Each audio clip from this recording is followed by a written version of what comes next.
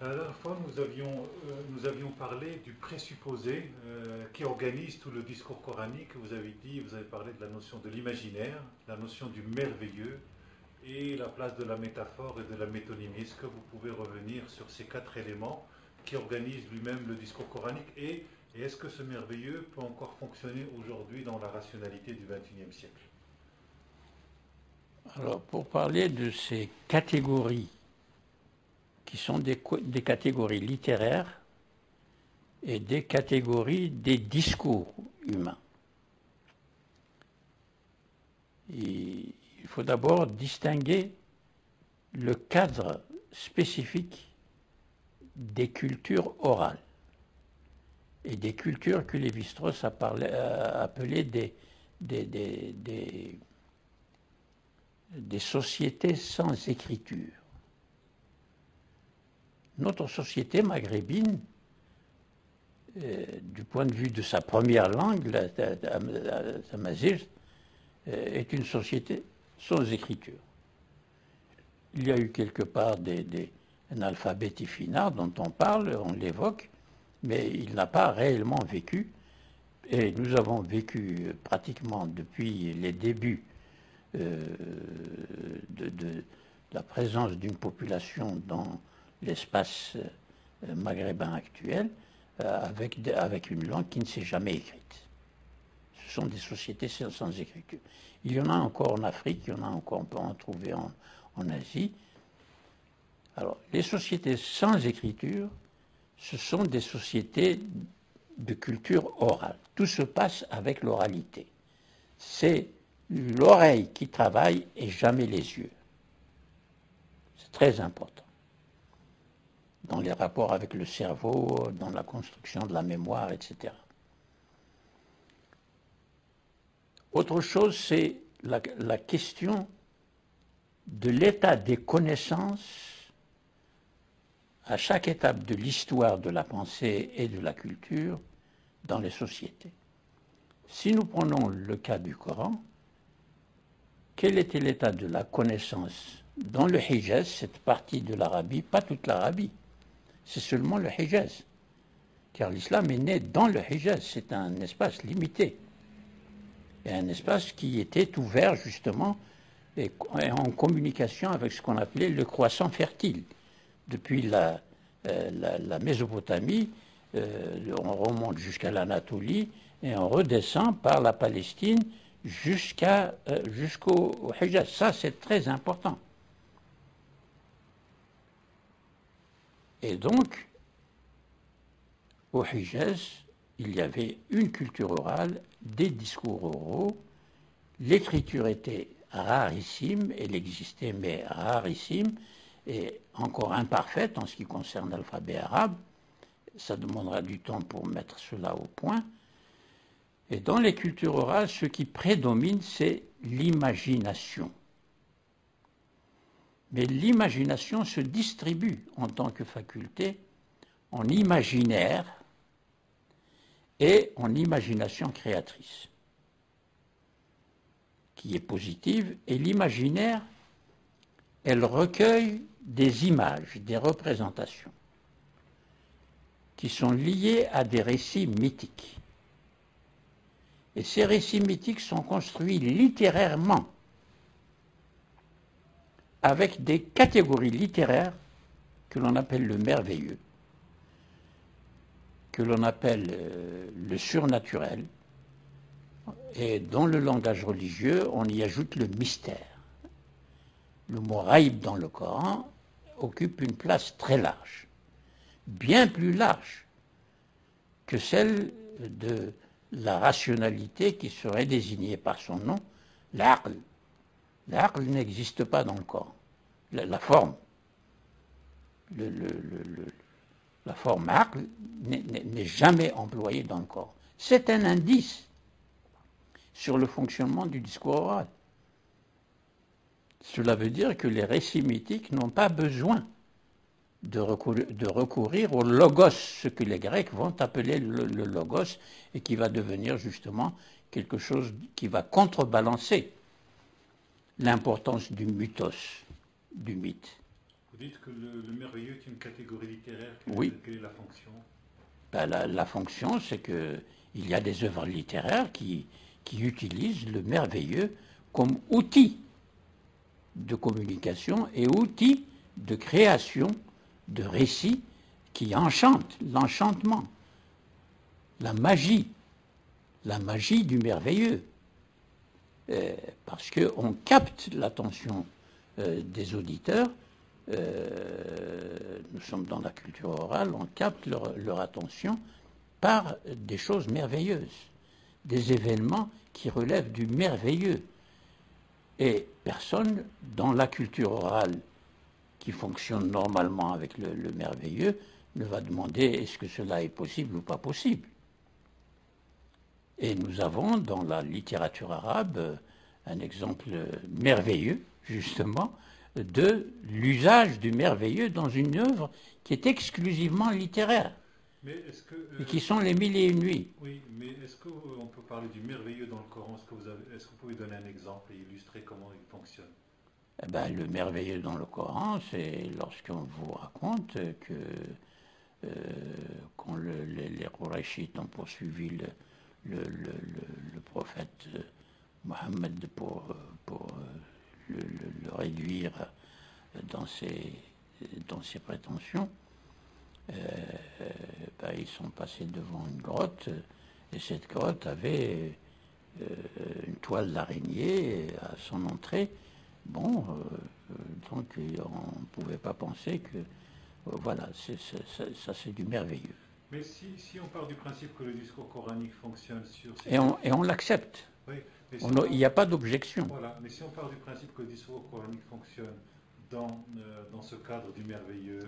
Il faut bien ajouter à ce que je suis en train de dire que la scientificité dans laquelle nous vivons aujourd'hui était impensable dans le cadre du Hijaz au début du 7e siècle. Alors justement, comment on fait fonctionner ce discours-là qui appartient à une certaine épistémie, comment on le fait fonctionner aujourd'hui? Par un travail de démythologisation, par un travail de... Non, aujourd'hui, il est encore accepté, on peut l'utiliser comme... Personne ne fait objection à l'exemple que je viens de citer du prophète caché dans la grotte, avec la toile d'araignée qui protégeait l'entrée les musulmans d'aujourd'hui parce qu'ils ne sont pas sortis du merveilleux. Dans la culture musulmane d'aujourd'hui, il y a beaucoup de naïveté, si je puis dire, de naïveté par rapport à la connaissance scientifique critique. Et donc, c'est comme la naïveté de l'enfant. L'enfant est ravi d'avoir des images dans sa tête qui l'impressionnent et qui le remuent et qui lui donnent du plaisir, car le merveilleux donne du plaisir. Comme toute œuvre littéraire bien ficelée, bien faite, elle donne du plaisir. Et ce plaisir fait partie de l'adhésion au discours que j'écoute. À aucun moment vous ne définissez ce que vous entendez par la parole de Dieu dans vos textes. Parce qu'on ne peut pas définir la parole de Dieu dans 3-4 lignes, comme on a défini le mythe. Voilà, mais vous la parole de Dieu, c'est un concept inabouti. C'est-à-dire qu'il n'a jamais été creusé pour justement lui assigner des limites ou lui assigner des contenus absolument précis qui nous permettraient de l'utiliser comme concept opératoire. Or, dans l'expression de la foi musulmane ou de la foi juive, chrétienne, c'est exactement la même chose. Nous utilisons la parole de Dieu comme un donné révélé. C'est un donné. Et ce donné n'a pas à être trituré par l'analyse, interroger comment ça se passe, etc., etc. C'est un donné, il faut le respecter comme donné et construire toute la foi et faire fonctionner la foi en respectant ce donné bila kaif, sans jamais dire comment, pourquoi, où, etc. Et ça fonctionne comme ça. Et c'est pourquoi ça dure d'ailleurs.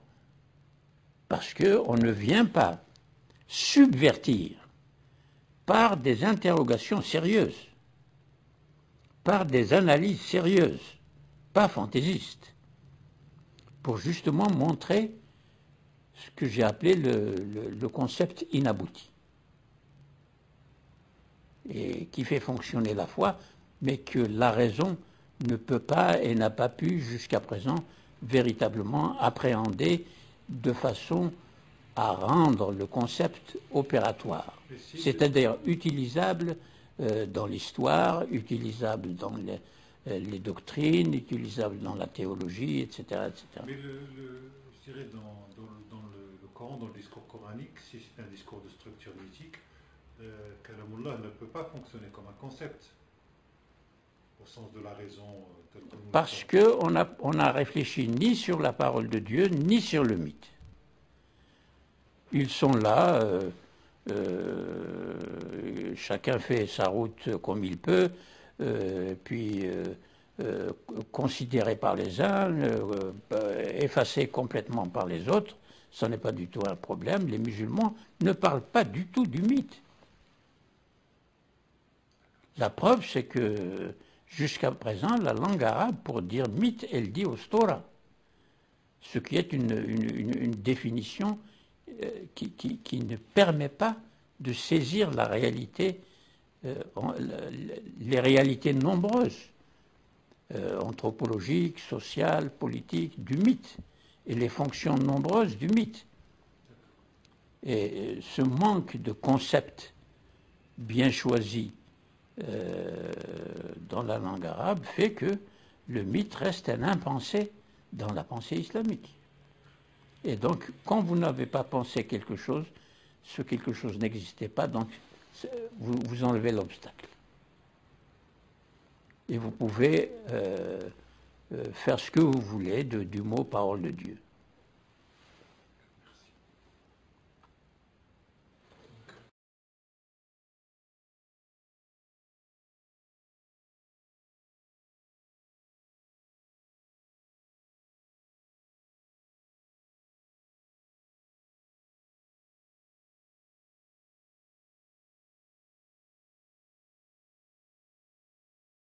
Le mythe est une notion, effectivement, que l'on retrouve dans l'histoire de tous les peuples sur Terre, et de tous les peuples depuis que l'homme est sur Terre, parce que l'homme a raconté des histoires sur lui-même en rapport avec le milieu physique et l'univers dans lequel il vit, pour essayer de se situer en tant qu'être humain par rapport aux autres humains et aussi par rapport à l'univers, aux objets immenses que sont les astres, aussi bien que les petits oiseaux, que les petites fleurs, etc. Dans le Coran, d'ailleurs, il fait appel à tout cet univers pour montrer que l'univers est le résultat d'un acte divin, acte de création. Et donc, Dieu raconte les épisodes de la création, depuis Adam jusqu'à nos jours. Et il les raconte dans de petits récits, c'est-à-dire ce qu'on appelle aussi les contes. Alors, mais ce récit dans lequel Dieu présente ce qu'il appelle ayat, c'est-à-dire des signes, il fait signe aux gens pour regarder ce signe-là. Par exemple, regarder la lune qui disparaît, la lune qui reparaît, regarder les étoiles, regarder une forêt pendant la nuit, regarder les abeilles, regarder les fourmis. Il utilise tous les êtres de la création et il les décrit, il en parle. Et tout cela constitue soit de petits récits, soit de longs récits. Et aussi dans les littératures, on fait la même chose. Le poète, il fait la même chose. Donc, le récit mythique est une manière pour l'homme de se situer et aussi de prendre conscience. de ce qu'il est par rapport aux autres. En ce sens, le récit mythique est une école d'apprentissage. C'est là que on retient des images, on retient des métaphores, on retient des explications. Par exemple, le récit d'Adam et Ève, qui se trouve déjà dans la Genèse, et que le Coran reprend presque mot pour mot dans la sourate al-Baqarah, explique les premiers sentiments qui s'éveillent et qui font que Adam et Ève prennent conscience de leurs différences sexuelles, mais aussi de leur différence d'accueillir la connaissance que Dieu donne à travers ce récit. Alors, on trouve des récits mythiques, encore une fois, dans toutes les littératures du monde.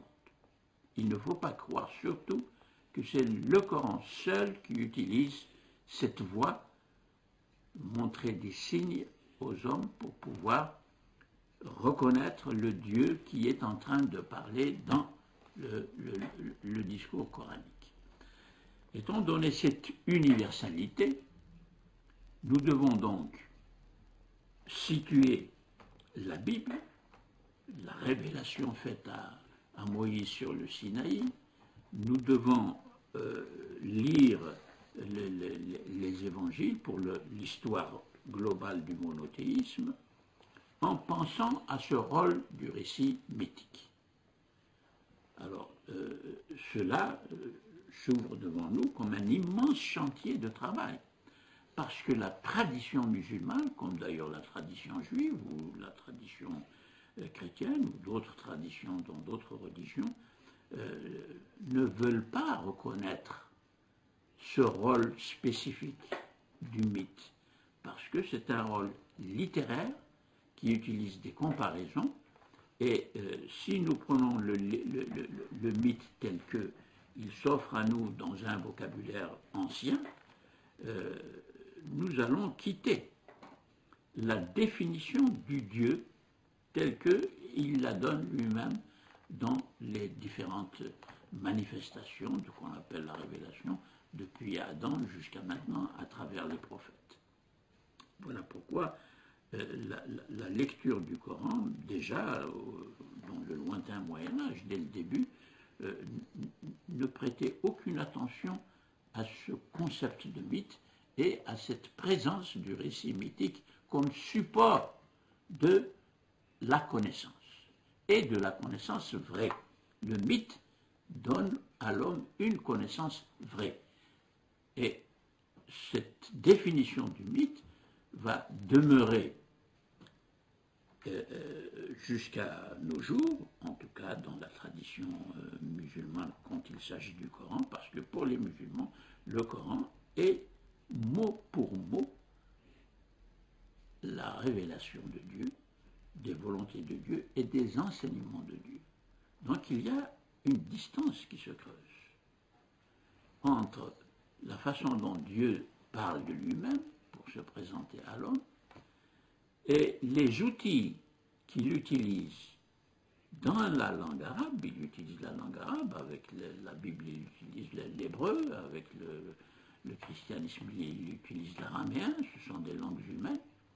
Et ces langues humaines utilisent les outils ordinaires qu'elles utilisent pour faire de la poésie, par exemple, ou pour faire Ayyam al-Arab, c'est-à-dire la gloire ancienne des Arabes et les batailles, les grandes batailles épiques qui rappellent le passé des tribus, des différentes tribus, et chaque tribu se construit une mémoire à elle, d'après les récits qu'elle va justement entendre répétés à l'intérieur de la tribu et qui sont différents des récits mais le récit, en tant que fonction linguistique, est toujours un récit. C'est ça le point le plus important qu'il est aujourd'hui très difficile de faire passer dans la culture actuelle des musulmans pour pouvoir regarder et lire le Coran de cette façon-là. Pour terminer cette brève explication, je voudrais citer une définition du mythe qu'il faut retenir absolument. C'est une définition qui a été donnée par Lévi-Strauss, bien connu, un grand anthropologue, et qui dit « Le mythe est un palais idéologique qui est construit avec les gravats. » Les gravats, ce sont les pierres, les détritus, les morceaux de meubles, etc., d'un immeuble qui s'est effondré.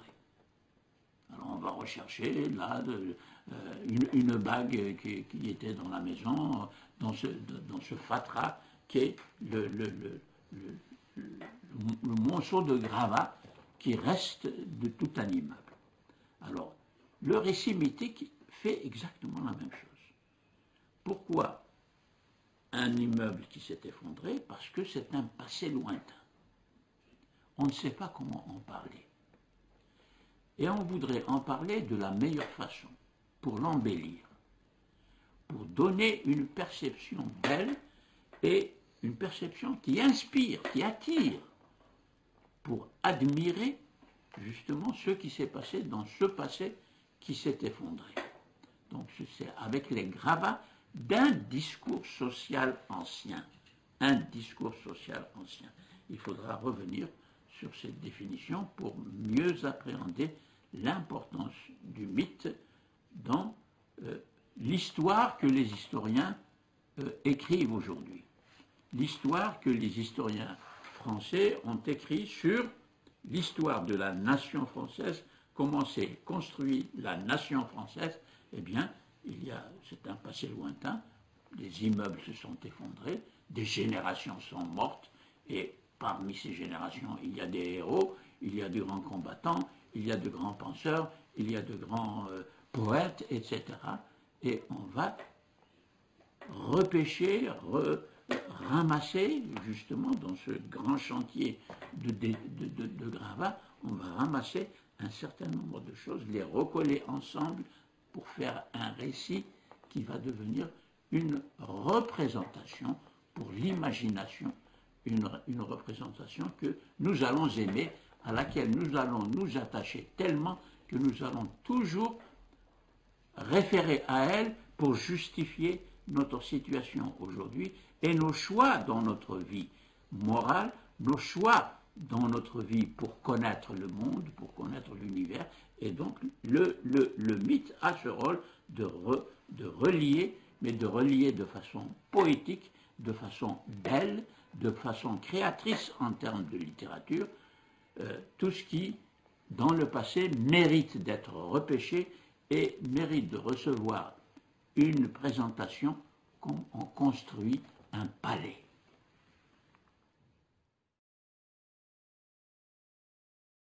Il m'arrive d'utiliser souvent les concepts de mytho-histoire et de mytho-idéologie.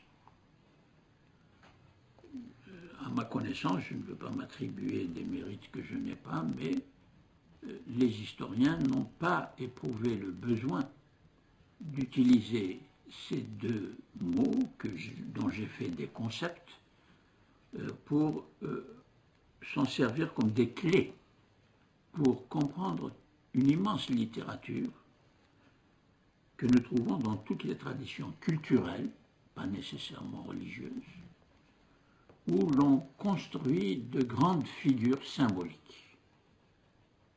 Par exemple, les Pakistanais, quand ils sont devenus indépendants, et après la mort de le leader Mohammed Ali Jinnah, qui a combattu pour la séparation du Pakistan avec l'Inde, l'ensemble de la société indienne, après sa mort, on a construit une figure idéale, parce que c'est lui qui a initié l'idée de faire du Pakistan une nation indépendante.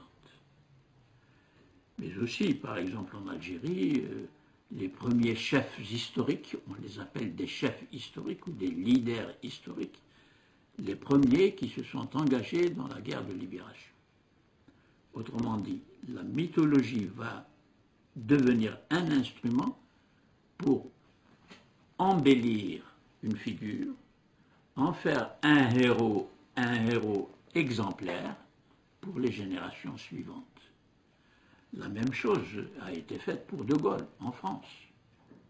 Autrement dit, même dans les sociétés modernes, ces sociétés modernes qui sont des sociétés rationalisées, qui vérifient tout ce que l'homme dit sur l'histoire, sur la société, sur la politique, et qui le vérifient avec beaucoup de minutie, on a besoin de laisser l'imagination s'envoler en créant rétrospectivement des figures à admirer, données à l'admiration des générations ultérieures. Et ces figures admirées vont devenir des instances de référence pour l'autorité qui dit la vérité des choses sur la nation à laquelle j'appartiens. Ça, c'est une fonction de mythification, c'est-à-dire de transformer une figure historique. Ali Jinnah est un homme comme les autres, c'est un Indien comme les autres, De Gaulle est un Français parmi d'autres, mais parce qu'ils ont joué un rôle tout à fait particulier dans un moment crucial du parcours historique d'un groupe humain, ils vont devenir dans l'imaginaire social de ce groupe humain une référence qui va être enseignée aux générations suivantes. Ça, c'est le travail quand nous sommes dans la modernité, c'est-à-dire dans le temps où l'homme écrit l'histoire et ne raconte pas son histoire par des mythes. C'est ce que j'appelle la mytho-idéologie. Parce qu'il y a à la base une idéologie qui a été développée dans les discours de ces noms que je viens, par exemple De Gaulle, le discours du 18 juin. Et Ali Jinnah, les discours qu'il a fait pendant qu'il menait sa lutte pour détacher le Pakistan de l'Inde. Et ces discours sont des discours idéologiques, en ce sens qu'ils présentaient un certain nombre d'idées pour qu'il y ait un Pakistan viable comme nation, ce qui n'était pas gagné, puisque ce sont des Indiens qui ont vécu en Inde avec tous les autres Indiens. De la même façon, De Gaulle, quand il a fait son discours le 18 juin, la bataille n'était pas encore gagnée et on était en pleine domination des Allemands sur la France. Donc il y a la rencontre entre un événement qui va aboutir à un certain succès grâce au discours idéologique qui a été développé par celui qui va devenir une figure héroïque. Et là, nous avons affaire à une littérature que j'appelle mytho-idéologique, parce qu'il y a à la fois la fonction mythique et la fonction idéologique. Sachant que l'idéologie, dans notre langage moderne, est faite avec des concepts, beaucoup plus qu'avec des métaphores, des paraboles, tout l'arsenal rhétorique qu'utilise le récit mythique et qui n'est pas utilisé dans notre récit moderne. Donc, il faut évoquer les deux fonctions parce qu'elles sont utilisées ensemble pour construire justement ces figures idéales et qui vont devenir des figures symboliques. Maintenant, la mytho-histoire est différente. Et justement, c'est pour différencier la mytho-histoire de la mytho-idéologie en contexte de modernité, où la raison est toujours là en train de farfouiller pour dire attention, ça c'est de l'idéologie, ça c'est de la mythologie, tandis que dans le récit mythique, la raison n'est pas là.